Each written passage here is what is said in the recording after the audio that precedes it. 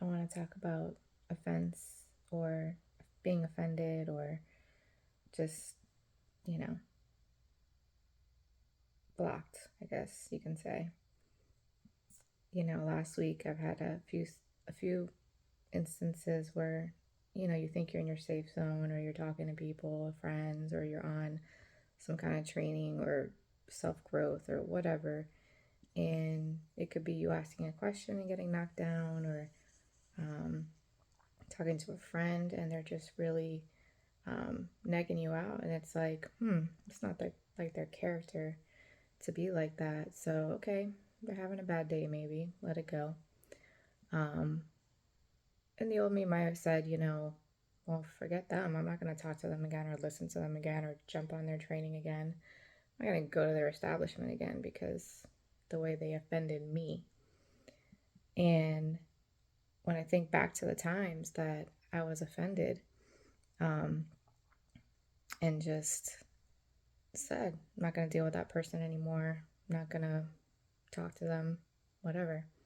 As I think back to the first time I went to church, after years of, I felt like, God put it on my heart to go to church. And I was like, nah, I'm not ready.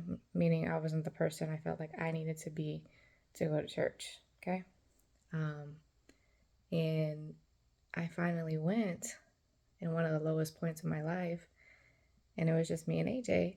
And we walked in and we were greeted, and this beautiful woman said to me, just greeted me and said, and I don't even know how the conversation came up about, I was here with my son and my boyfriend was at home with the baby. And she looked at me and she said, you live with your boyfriend? Like right away, I thought about it and I was like, oh my gosh. Like, yeah, I live with my boyfriend and my baby dad at the time.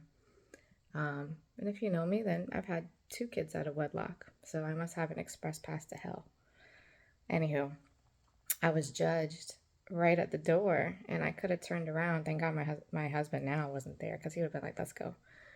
I decided to still walk in because I felt like I needed to be there. And I'm so glad I did, because I wouldn't have grown into the person I have if it hadn't been for that opportunity to shape and mold me and my husband, my family at the time, because I was going through some deep postpartum depression and being in a new place. But imagine if I would have given up and just said, you know what, these people, right away, as soon as I walk in, they judge me. Same thing when you go to an event or an establishment. It's like we choose to be offended. And I'm not saying in every situation it's the same. It's just some people just don't change, and I get it. And sometimes you can't be in that negative space. But think of it like this, like my own family, my kids, my boys, my husband offend me every day. They team up on me. I'm the only girl. They pissed me off, but I very well can't put them out now, can I? So, not saying every situation is like that, but sometimes you have to look at the bigger picture, and the enemy is preventing you from trying to grow. Keep that in mind. He wants to keep you in this little box and point your finger at people and say, they're the reason why I can't grow. They're the reason why, you know.